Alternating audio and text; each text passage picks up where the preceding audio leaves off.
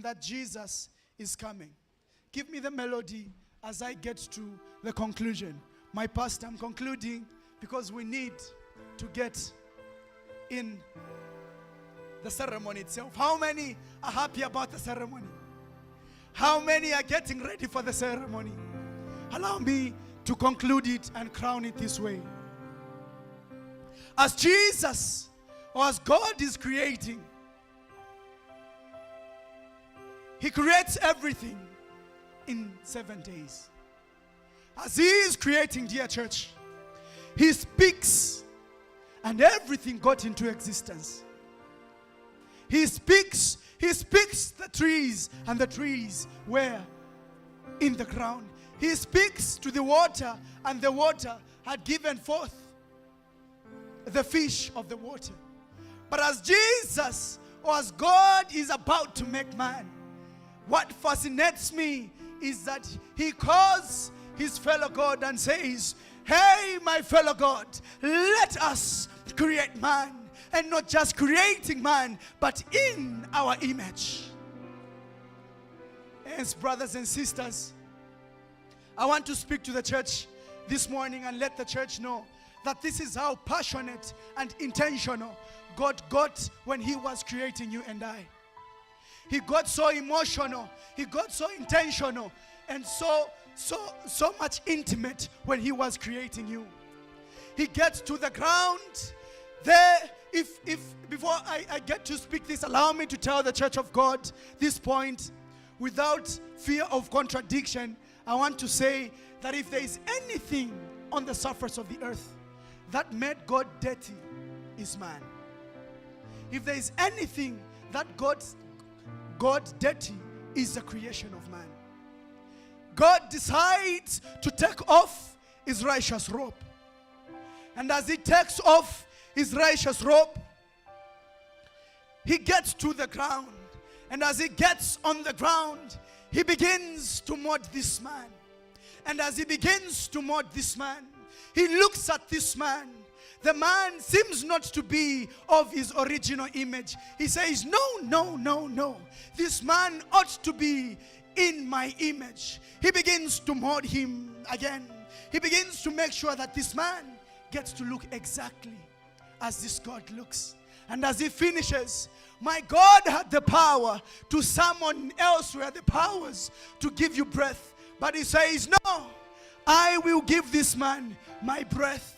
And He kisses man and gives him a breath and says, this is your breath, signifying that you are coming from me.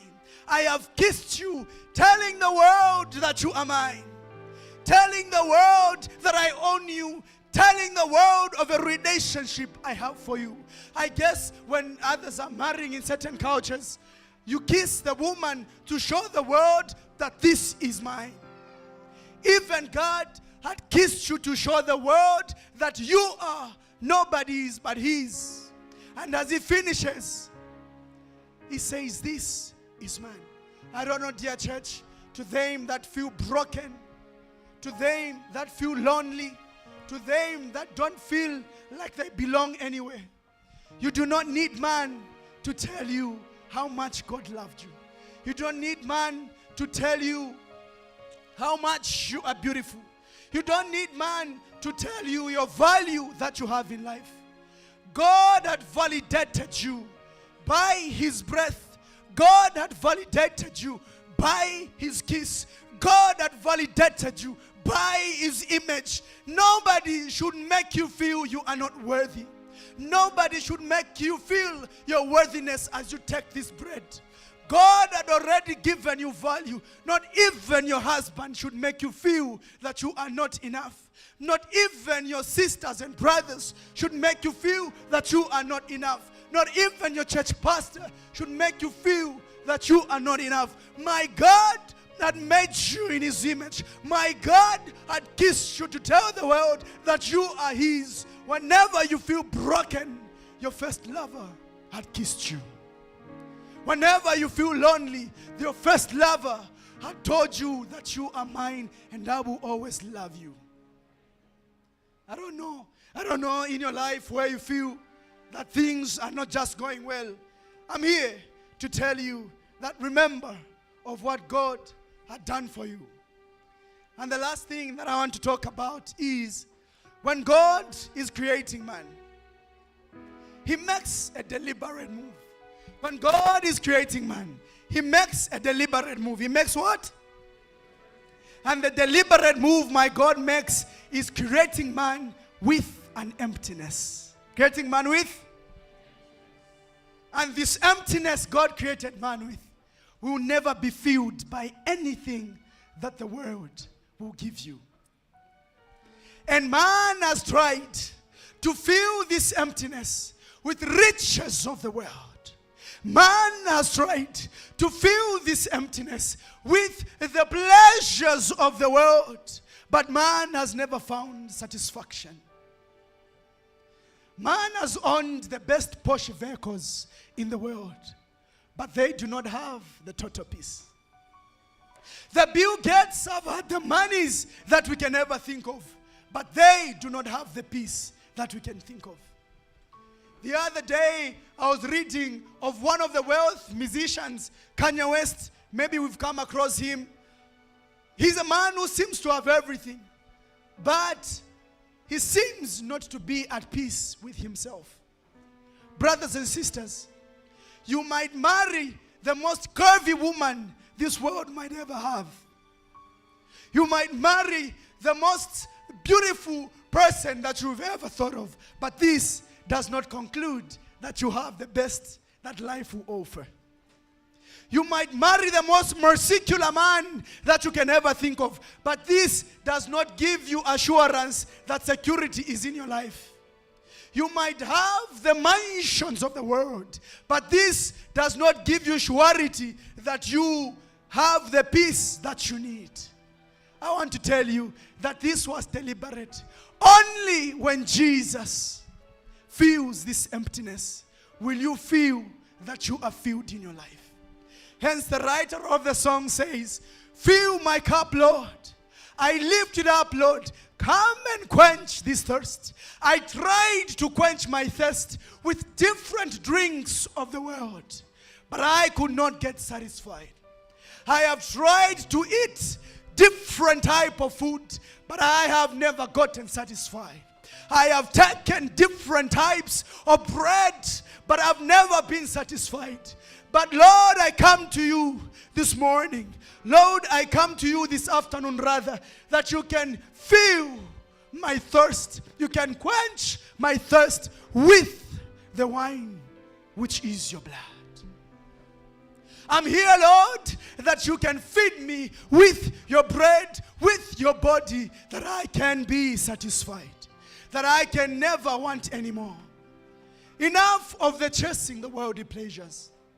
Enough of thinking beautiful women will make you settle, dear brother. Enough of thinking men will make you settle in this world.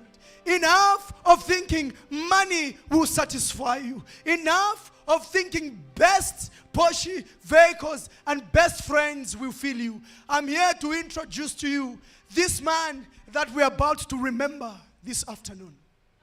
That he can fill your life. Because when he fills you, you will not need anything anymore. Is there a reason that is making you feel you can't take this bread? This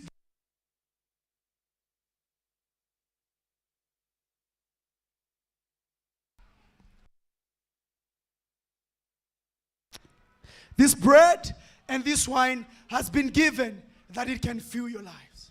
As we cross over this year, my call is that get to thank God and remember what He's done to you. Let Him fill His place in your life. Let Him fill your emptiness in your life. Maybe your businesses have never, you've tried all you can, but you've not flourished. It's because this man has not taken his place. Maybe you've tried all you can in your marriages. It is because this man has not taken his place in your marriages. Maybe you've tried to build relationships, but you failed. It is because this man has not taken his place. Hence, I'm speaking to the church of God that let this man, this afternoon take his place in our lives, in our businesses, in our marriages, in our schools, in all our work culture. May the good Lord bless you. Amen and amen. Amen.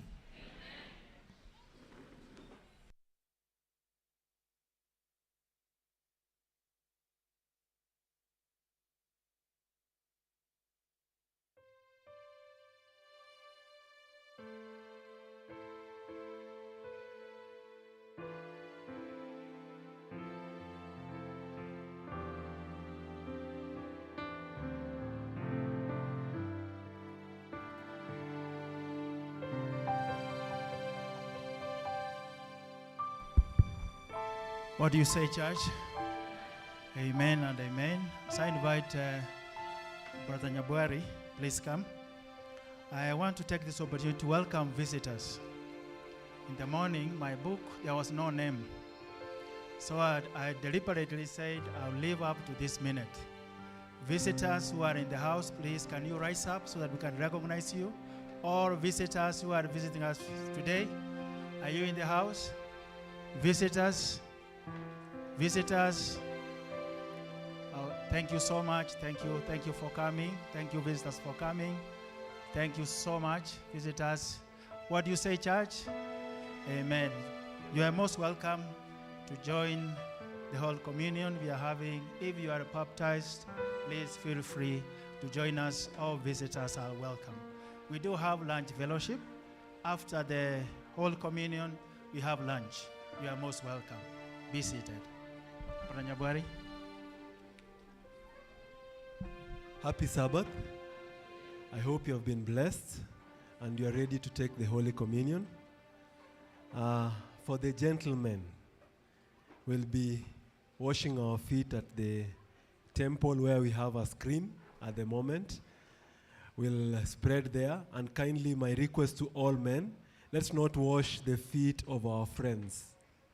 Let's try to look for another friend today and to be able to commune together. Behind the church, we'll have our mothers and the ladies. So all the way from the far end on my gate, all the way behind, we'll have our ladies and our mothers. Kindly also the same. Let's not wash our friends. Let's commune together and fellowship together in the Holy Communion session. Also, I'm requesting for all who have luggages in their seats, let's prepare to go with them out because we'll be rearranging the church in readiness to serve you the Holy Communion. Be blessed and hope to see you as we serve you the Holy Communion. Thank you. Choristers, please, as you usher us out. Thank you.